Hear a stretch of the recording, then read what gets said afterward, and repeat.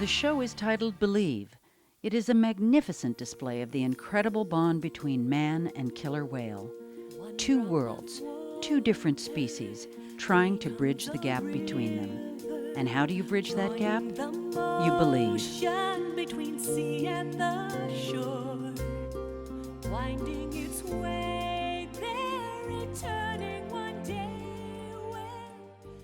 The idea of Believe was actually born from the whale itself.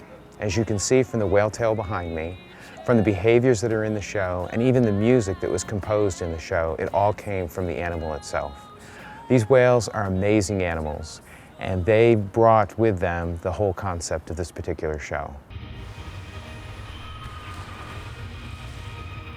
The way they can move about the water, their finesse, their power, and their agility, it's indescribable. And I think that's one thing people never get tired of seeing.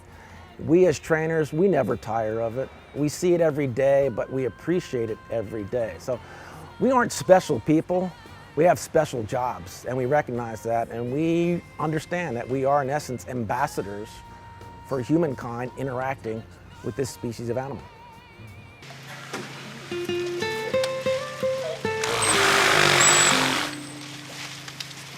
Good job. Good job.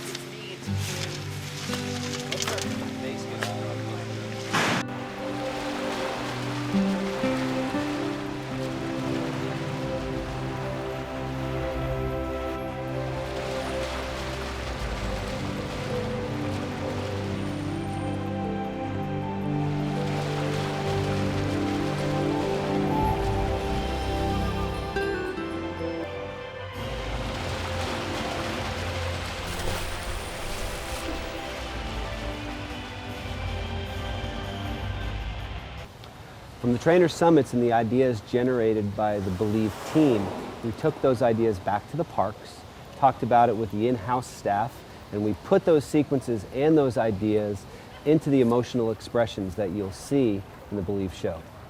Who's doing the flip-flips at the end here? Just T-Tour. T-Tour, okay. Kayla's got the in behavior. We'll add Okay. them on second. Great. And then I've got Kayla, Torch. is that Kayla? Yeah. Torch? Yes, Torch is Kayla. I've got Celebration. And it would take a lot more than an 8x10 glossy to get the director's nod for this project. We got to make that decision on the fly to go 3 or 4. 3 or 4, 3 or 4. It's 2 or 4, isn't it? No, it's 3 or 4. No. 3 flip-flips or 4. The production team, however, is a cross between Broadway extravaganza and Hollywood blockbuster.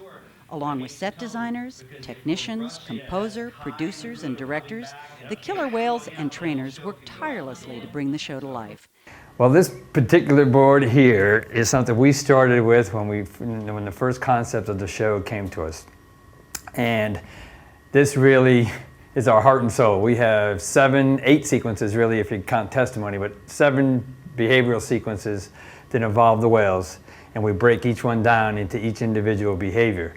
And what we started with was the first sequence, Shamu Alone. And we tried to marry behaviors to the feel of the music, the feel of the video. So this is what we've come up with over the course of the last 6 to 12 months. We did this, and we did this by complementing the wonderful talents of our internal entertainment team and animal training team by bringing in people from all around the country. We brought in a Broadway producer to help us establish what the overall content of the show would be. We brought in a set designer and a composer from Los Angeles area. And we also brought in Hallmark Corporation to help us with what the emotional content of the show would ultimately be. We brought all of this together, we mixed it all together, and we ultimately created a one-of-a-kind, unique experience that you can only find at SeaWorld.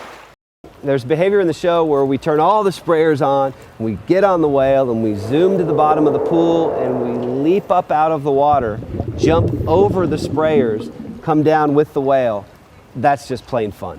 That takes you back to the day where you first imagined wanting to get into the water with the killer whale. That's exactly the reason why we do this. It's just fun for us and for the killer whale.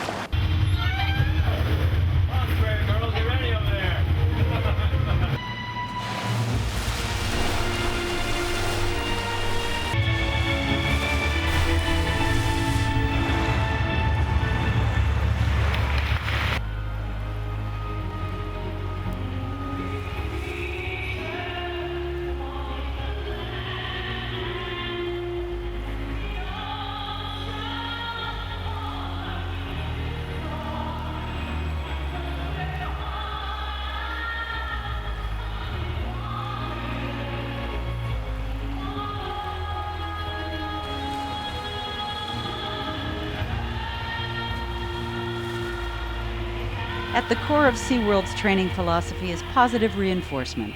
It permeates every interaction the trainers have with the whales. More than anything, the trainers want the animals to have fun. This is what brings magic to the training sessions as well as to every performance. Believe